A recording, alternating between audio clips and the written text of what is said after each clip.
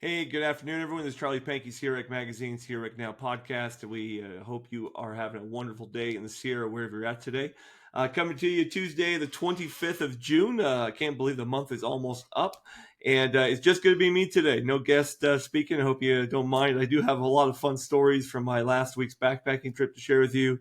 Of course, we'll talk a little bit about 4th of July coming up, Lake Tahoe, and I'll preview our next week's guest, which is going to be fun project as well. So buckle up. Should be about 25, 30 minutes here. But I'm looking forward to talking to you guys today, share some of our tips for summer as you're heading into your summer season. I know the kids are out of school, and a lot of people question about where do I do short vacation. So let's jump into it. I hope the Sierra's in your view today or in your future, and we'll just get started. So let me ask you first question here, okay? Have you ever just driven into a national park and tried to cram as much into a day as possible, or maybe 2 days?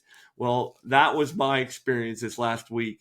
I had a buddy that's been hiking with me for years that made a request and asked me, hey, could you take me to Sequoia National Park sometime? I haven't been there since I was a little kid. I had never been to Kings Canyon National Park, which I had never been either. And so what I did was kind of build up an itinerary for him and I, and we got to take one of my other friends, Eagle Scout sons, who's going to be a senior this year with us, and we headed off from Minden here, drove the 6 hours over to Kings Canyon last Tuesday, and we got there about 2 o'clock in the afternoon. And what we wanted to do was try to cram as much King Canyon in one day as we could, and then spend one day completely in Sequoia National Park, which are, if you don't know, together, they're all joined together, right? So we came in through at our Fresno there into Dunlap and up into the canyon. And so what I'm going to do today is kind of give you a kind of a 5-day rundown of what we did and kind of some highlights, and pick and choose what you think for a vacation plan for that area. There's lots of content out about Sequoia. So you can always look at that. But this is kind of how we took a look at it, right? So when you come into Kings Canyon National Park, there's that left-right turn. You go left, goes to Grants Grove, and then the canyon. Right takes you to Sequoia.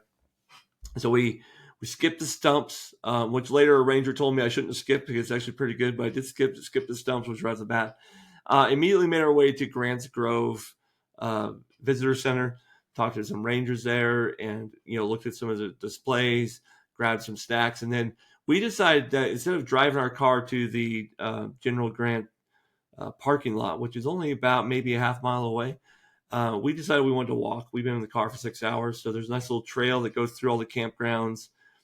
Easy walk down to the big sequoia trees, and we love big sequoia trees. They're awesome. You can take a bazillion photos of them, of which you never use more than one or two, but they're just fun to be by these giant mammoth trees. It's one of the unique things about California. Not only do they have the sequoia and the Sierra, but then the California redwoods over on the coast. And if you're not familiar with it, how they differ, the California redwoods are really, really tall, but they're smaller in circumference usually, and they're the tallest trees. But sequoias are considered the largest trees because pure volume of wood, right? So circumference and height, and then they have 3 stages of life cycle, if you will. There's kind of that early stage where they look kind of like a normal tree, kind of a little bit of a regular growth, and then they get to a mature stage where they get this kind of rounded top to them, and they got some girth to them, and then they get to an old monarch stage where the top has kind of been broken off and it's starting to rot, and it looks kind of scraggly. They're really easy to see, the old ones versus the younger ones as you're walking through. But this walk down to the Grants Grove was my first time visiting there, so got to walk by the Michigan tree, which is really large and beautiful. Got to walk by a little creek meadow that just before you get to the parking area, and see a bunch of trees. But Grant tree is the second largest tree, largest sequoia tree in California. It used to not be the second largest. I believe Washington tree was bigger at one point, but it got blown up by some lightning and fire. But anyways, Grant's a very large tree, and it's right there. I mean, you don't have to go very far out of the parking lot. They just make it prime parking, easy access, great picture spot. And first thing I noticed, like, this is not like the giant forest where General Sherman, there's a line of people to take pictures, and a bazillion people there. Grant's actually a really casual, kind of quiet experience. There's people around, but it's nothing like the giant forest. So we got to see the tree, take our pictures, and then decided to walk some trails, right? So we walked a variety of different loop kind of swing arounds, kind of went behind the Grand Tree and back to, they have a little cabin back there, a little stables cabin that has some history to it. So we went and saw the cabin, and then we walked the horse route, kind of North Loop.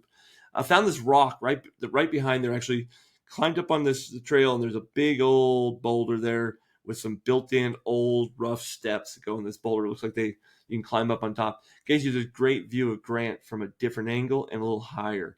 Highly recommended. Find the boulder. There's some steps, easy access. Looks like it used to be maybe kind of a main thoroughfare. They've kind of, it's not so main anymore, but really enjoyed that. Got to go up and see the stables afterwards. But getting out of the car after 6 hours, that was a great. Okay, I've got some walking in. We spent an hour and a half outside. It wasn't too warm yet.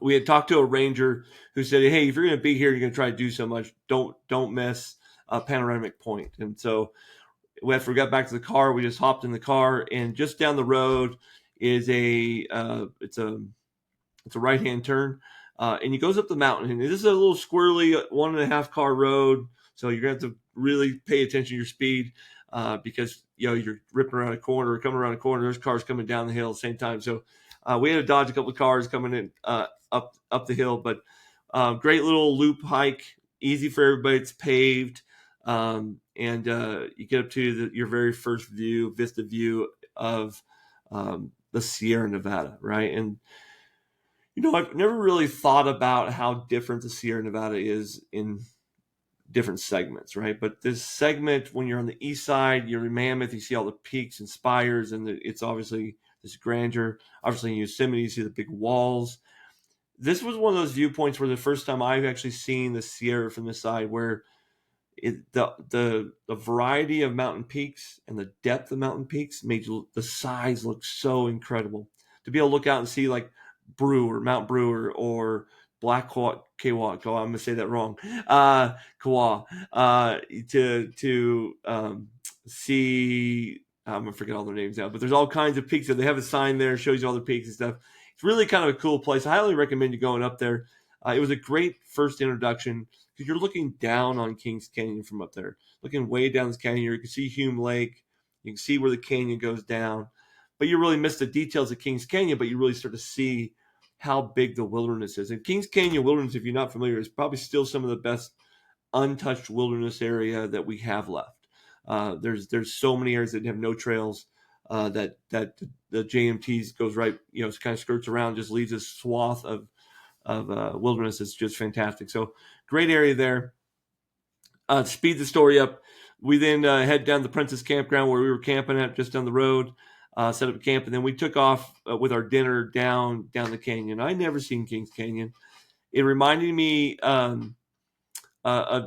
bit of some old California roads like Hopland Grade out of Santa Rosa, where you get up really high and all of a sudden you're going down this windy road, right? That every turn you go around the corner, there's another view you want to take a picture of, right?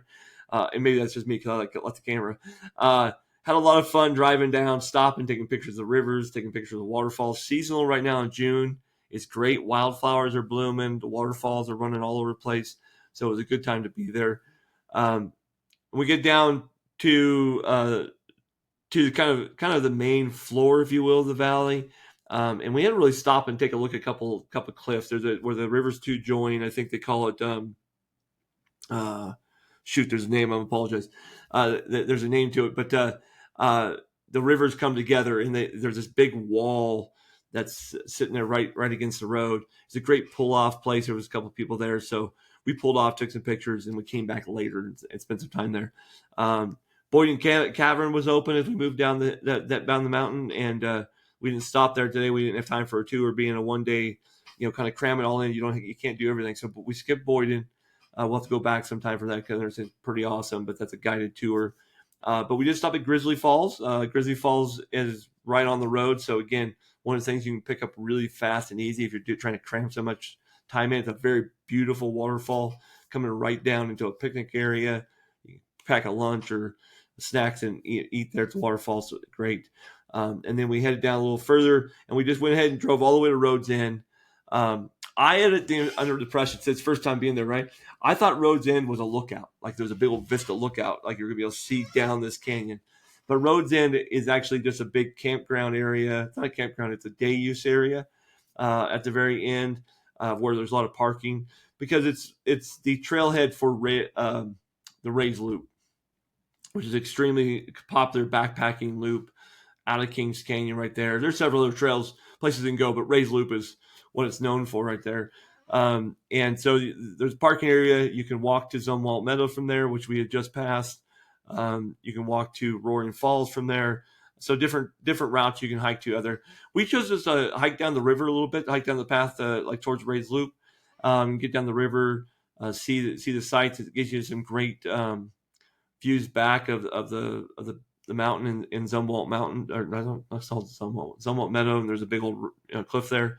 That's what people say remind them of Yosemite Valley, Kings Valley, Kings Canyon. Often is referred to as like a little Yosemite Valley because they have these large granite walls that pop up out of these meadows and out of the forest. So very beautiful. We were there just before sundown, if you will. So kind of a maybe 4 o'clock in the afternoon time period, 4:35, maybe it was 5:30.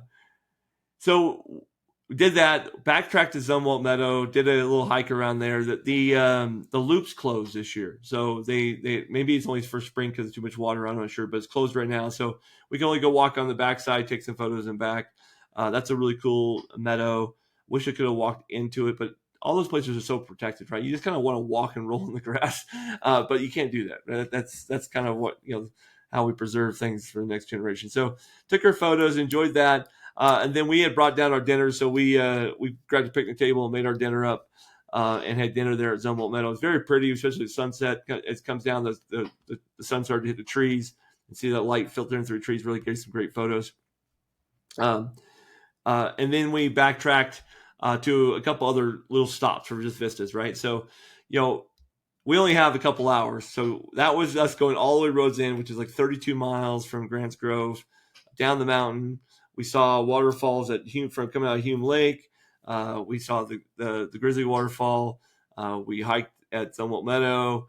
We hiked down Rhodes End. So that's a lot in one day, but you get the whole picture down. Then we stopped at Boyden Cavern on the way back and just took some pictures of the river and read some signs because we knew we missed it. The young man I was with, he really wanted to see that. So we did that. And then on the way back, we took opportunity to pull off a lot of roadside spots that we missed on the way down and take some photos and see the canyon kind of at a twilight hour. We only saw a couple more cars coming down the rest of the day. So we were kind of one of the last ones out, if you will, it seemed like, for the day. With our campground being right at the top, it was easy for us to get back to camp and set up for the day. So that's day one. That's a lot of information. This will all be, again, we're going to post it all, our whole itinerary that we did on SierraWrecMagazine.com. By the way, our July issue comes out here. It's our 10th anniversary issue. It'll be out in July, so we hope that you'll sign up to get that online. It is free. We do have paid subscription models, but it's just to support us. But you can always get it for free in your email. Next day, Sequoia.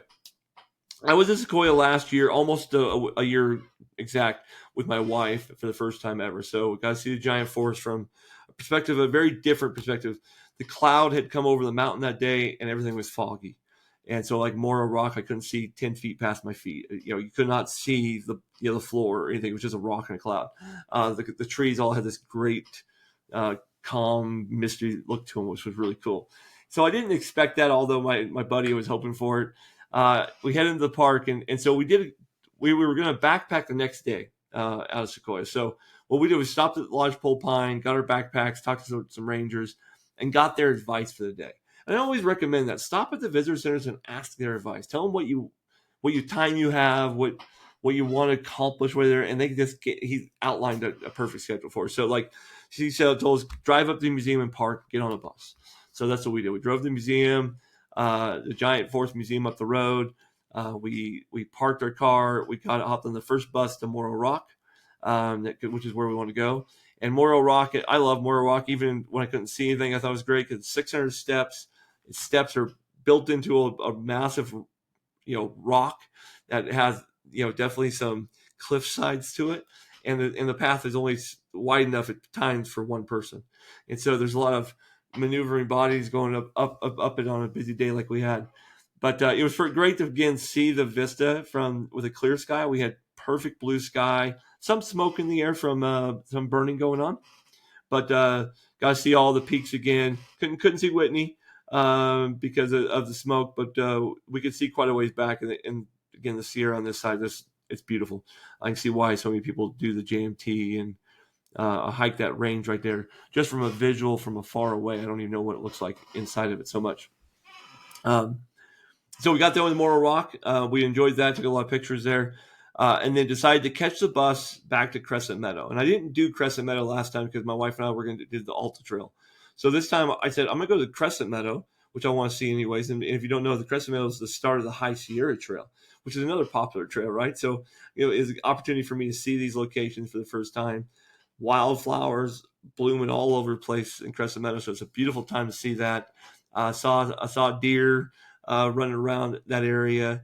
And then there's a trail from Crescent Meadow to basically there's ways to get to the Sherman tree, right? So and you see lots of different trees.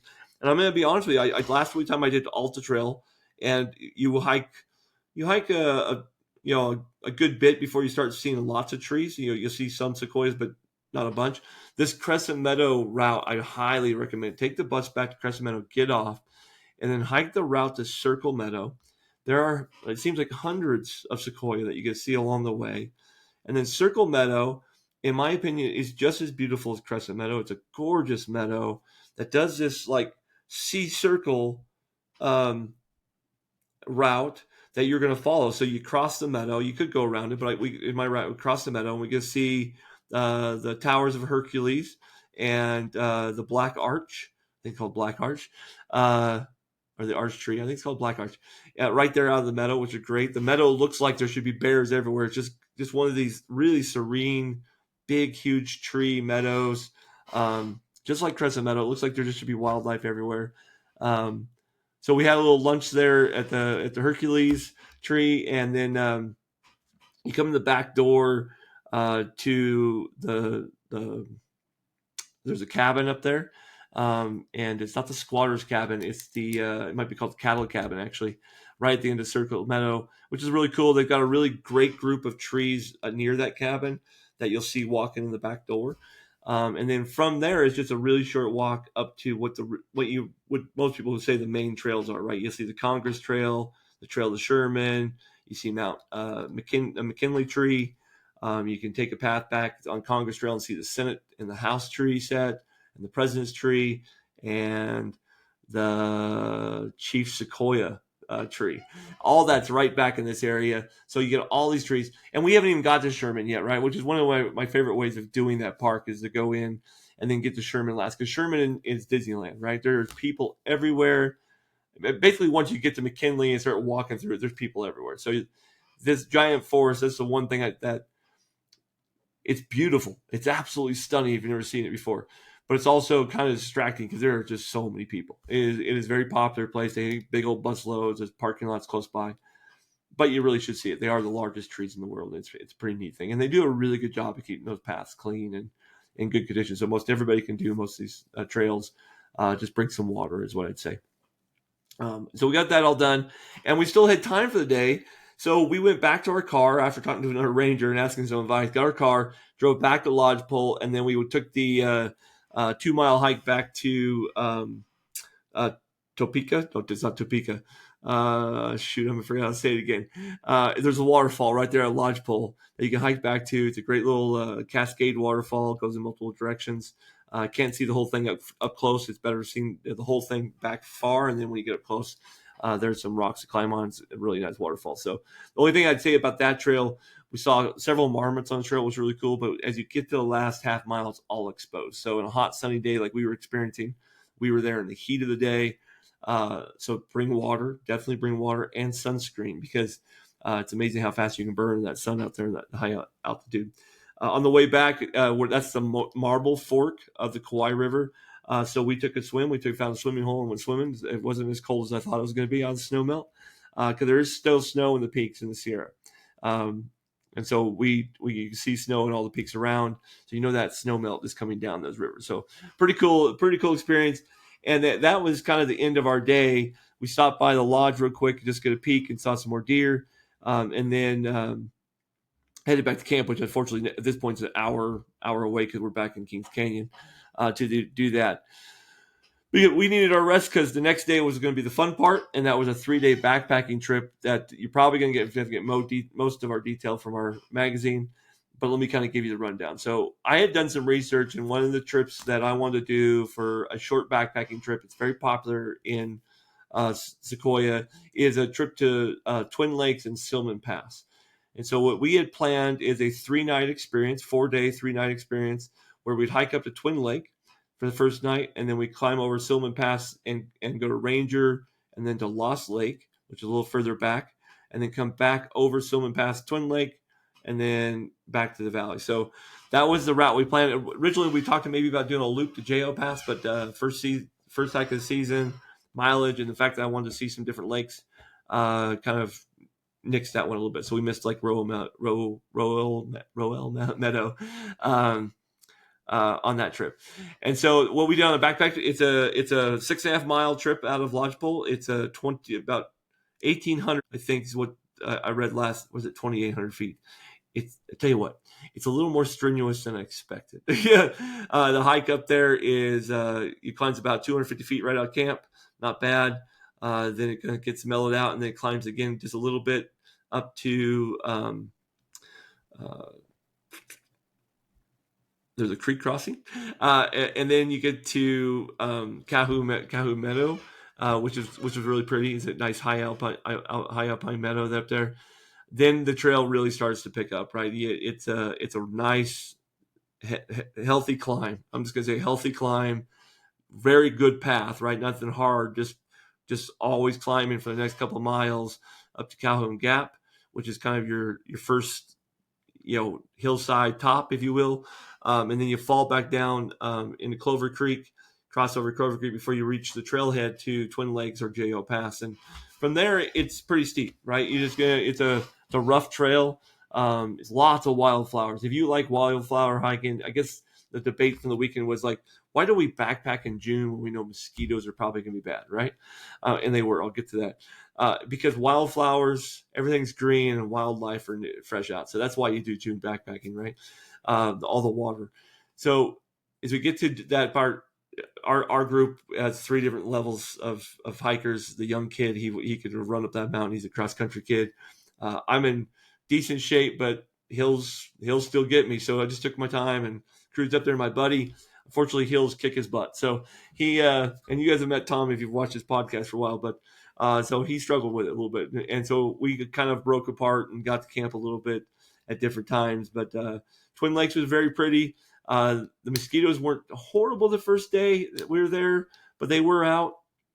It's a shallow lake around the shorelines where all the camping's at, and so I like to swim. So I was a little bit disappointed that I couldn't just jump out of camp. I had to, truck across the creek and go around the south side of the lake there to find a deep enough swimming hole to swim in. Interesting part about Twin Lakes is they have a throne room, a toilet. There, it's not an outhouse; it's just a toilet and a toilet, 2 little short walls. But it did save you from digging a hole, which is pretty cool. But we enjoyed a swim and a nice, beautiful night. Somehow, I always seem to pick the weekends to go backpacking. It was a full moon, so we almost had a full moon that night, so it was pretty bright out. I threw a tarp over my hammock. My buddy did not, so he had a little more moonlight sleep issues. But we needed to get some sleep because the next day we were going to climb Silman Pass, which is another 1,000 feet up. I think it's only 850 feet actually out of camp. But it's just a bunch of switchbacks to take you up the mountain. It's slow. There was a lot of water running. They have not cleaned the trails yet up there. So the trails had lots of logs across it. Well, anyways, we got up. We spent a good hour and a half, maybe 2 hours on top of the pass because the views up there are amazing. Highly recommend if you do this trail, don't just walk over and go straight down the Ranger Lake. Take your time, take your pack off, walk over towards Silman Mountain and see the views from that side. Some people actually just go climb Silman. I went the opposite direction and over by Twin Peaks and then climbed up the ridge above Lost Lake and Ranger Lake. There's a nice ridge there. You can literally get your feet right up there and look straight down 1,000 feet. It was pretty hairy, but great views, not too hard to do. It's just a great place to take a break. And then when you're going down the backside, I'm just gonna be honest with you, trail sucks. I mean, I'm good at following trail. I lost the trail 3 times going down that mountain. It is not in good shape. I don't know if they've had an avalanche or two, have wiped things out. It's a pretty rough trail to follow the way down. But good thing to know is the lakes are right down below, so most people just kind of probably truck down the mountain. But the trails are not easy to follow from there. Ranger Lake was beautiful, and I could have easily stayed at Ranger Lake. Campsites all over the north side of the lake. Found a bear box there, which is unique. We don't see bear boxes in Yosemite at the back high country lakes all that much. So there's bear boxes at all these lakes that we went to. But my goal was to reach Lost Lake, and if you don't know what Lost Lake is, they've only got 3 camp spots there. It's a really primitive kind of lake back a few miles back further. It was the lake that the brewer party had stayed at. If you watched my last podcast, they stayed at the Lost Lake in the first original survey group. And so we went to Lost Lake, which I'm very thankful for. I wanted to catch a sunrise picture at Lost Lake. It's this beautiful bowl that's the backside of Twin Peaks and the peak that I was standing on up there. And I wasn't disappointed. The forest is different on that side. It switches from conifer forest on the west side to this red fir cedar forest kind of over there. So we had my very first campfire ever in the wilderness. I've never done that before, but they had beautiful fire pits and kind of welcomed you to do that. So built a little campfire, enjoyed a great evening. So quiet. There was no one around. Stars are out. It was amazing back there. Just not a sound, not even a chipmunk or bird all night long. But got up for my sunrise. Got a beautiful photo of the sunrise. I wish I was better at doing presentations stuff. I'll have to do this another time. But if you check our website, I'll have a full clip of the photos up there. It is a very beautiful location. And that was really kind of the highlight of the trip, right? Next next morning, we had to go back over Silman Pass to Twin Lake again. We stayed in Twin Lake one more night. The big thing there is that in 24 hours, a little over 24 hours, the mosquito hatch must have happened because mosquitoes the second night at Twin Lake were horrible, and not as bad as Hooverville was last year. That was really bad, but they were bad, and we had a lot more guests on the lake that night because it was a weekend. The full moon it had hit the night before, so we were the day after the full moon. Anyways, the mosquitoes really bad, but we did find as you went all the way around the south side of the lake, all over by the rocks, there was some really big, deep swimming holes. So we swam a little bit. We actually climbed the ridge up behind and found a campsite up on top of the ridge. It was beautiful. If you have the stamina to take your backpack up on top of the ridge or the well-developed campground up there on top of the ridge, highly recommend. You get this great view. A little bit breezy coming out of the west, so it was nice. And then the next morning we were up and trucked out there. It only took a couple hours to go all that elevation downhill, obviously. Saw lots of campers leaving the area. So Twin Lakes, again, on the weekends is pretty popular. I think they have something like 20 spots available on the weekends. Obviously, we went on a Thursday and Friday. We didn't see many people, but lots of people around. Again, my highlights, lots of wildflowers, water everywhere. The lakes are beautiful, right? Twin Lakes was great because of the granite bowl, but the lake itself is like, I've seen lots of pretty lakes. Ranger Lake was absolutely stunning. I'd stay there in a heartbeat. Lost Lake was one of my favorite sunrises I've ever seen in the Sierra, flat out. So it's well worth it. You could have gone Seville. I could have gone even another 2 miles and gone to Seville Lake. I've heard that's really beautiful too, but we did not do this for this trip. And then I had skipped Bellevue too. I saw Bellevue from the air. I could tell it was just a kind of a swampy lake, so had no real interest in hopping over there. So I skipped that one as well. But that was kind of my trip. There's a lot of area back there to discover and see more of. It seemed like most people we met were doing kind of the same thing over the Ranger Lake and back out. We saw nobody down at Lost Lake, like I said, and there were a lot of trees that we had to cross through that process. So the trail's not really ready to, go without trouble. So that being said, that was our trip, and we drove back to 6 hours, stopped in Lodi for some cherries and ate snacks on the way and a couple of burgers, and ate at Gina's restaurant on the way out of the restaurant, which is where my wife and I stayed last time. And Yeah, it was hot. It was hot, so I wanted to go back to the mountains. But I can't wait to go back. We're heading to Yosemite here, July 4th, for our first trip to Yosemite, and looking forward to that. Talking about July 4th, I've only got a few minutes left here. We're going to be heading into the end of June here. I'm going to think maybe heading to Desolation this weekend, and then 4th of July weekend is going to come up. If you don't have plans for 4th of July, there are 4th of July celebrations in Tahoe, obviously, if you like the crowds. I personally love the Bridgeport fireworks. That's my favorite place to go fireworks. As a matter of fact, for the last 4 years, what I do is I go to Yosemite all afternoon and hike, and then I come down, eat a burger either at the Monocone or the barn. Then I sit my butt down in Bridgeport and watch a cowboy fireworks show, which is a hoot. People are firing fireworks all night long there, and then take the hour and a half drive home for myself from there. I like that. Carson City has fireworks.